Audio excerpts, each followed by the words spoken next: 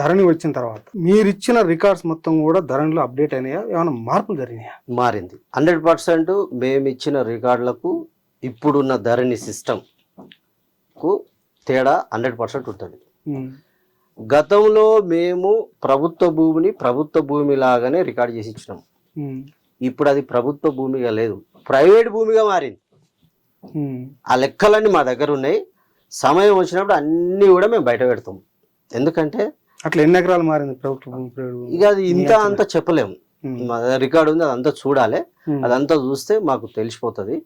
ఎందుకంటే మీకు ఇంతకుముందు చెప్పిన ఇక్కడ హైదరాబాదు, గ్రేటర్ హైదరాబాదు చుట్టుపక్కల ఉన్న ఔటర్ రింగ్ రోడ్ చుట్టుపక్కల ఉన్న విలువతో కూడిన ప్రభుత్వ భూములన్నీ కూడా అన్యాక్రాంతమైనవి ఈ ధరణి ద్వారా. ధరణి అనేది వాళ్ళ చేతులు ఉంది. ధరణి అనేది వాళ్ళు చెప్పినట్టే ఆట ఆడుతుంది. కాబట్టే ఈ భూ కబ్జాలు 100% జరిగినాయి.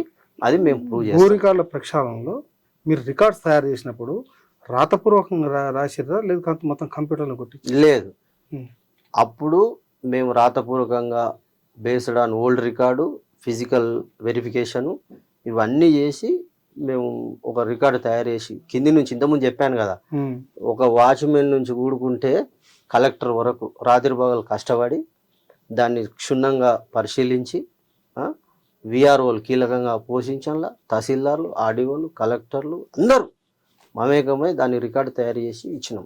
మేము ఛాలెంజ్ చేస్తున్నా, ఆ రికార్డుకు మేము ఇచ్చిన రికార్డుకు ఇప్పుడు ధరణి రికార్డు చూసుకుంటే చాలా మార్పు చేర్పులు జరిగినాయి. ఇది నిజం.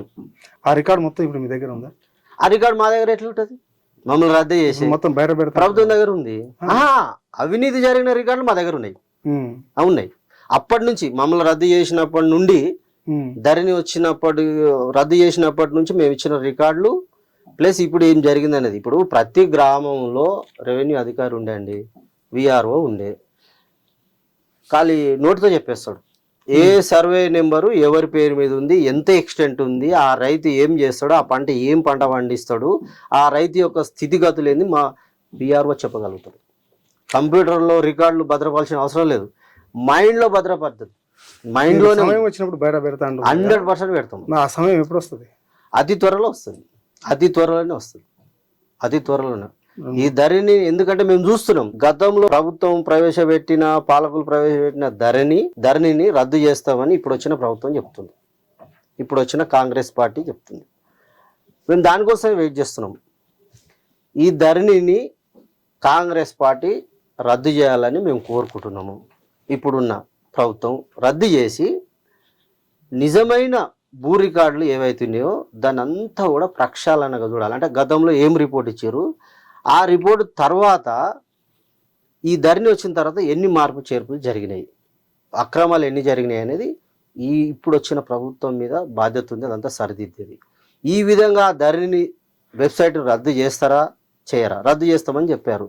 రద్దు చేయాలని మేము కోరుతున్నాం. రద్దు ఎందుకు చేయాలంటే రైతులు అనేకమైన ఇబ్బందులు పడుతున్నారు. ఇది అందరికీ తెలిసిన చరిత్రనే.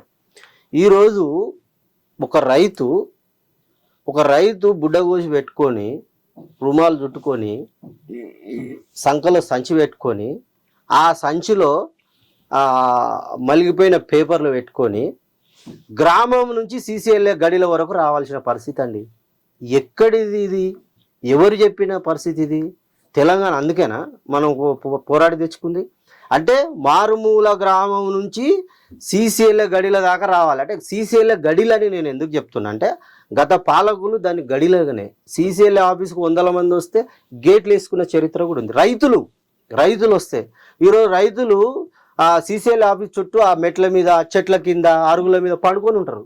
మీరు చూడండి, గత దాఖలాలు కూడా నేను చెప్తా, అలాంటివి జరిగినాయి. ఎందుకంటే గ్రామములో ప్రక్షాళన జరిగే రికార్డులు, మండల్ లెవెల్లో జరిగే తహసీల్దార్ లెవెల్లోనే పరిష్కారం అయ్యే రికార్డులను సీసీఎల్ఏ దాకా తీసుకొచ్చిన చరిత్ర గత పాలకులది.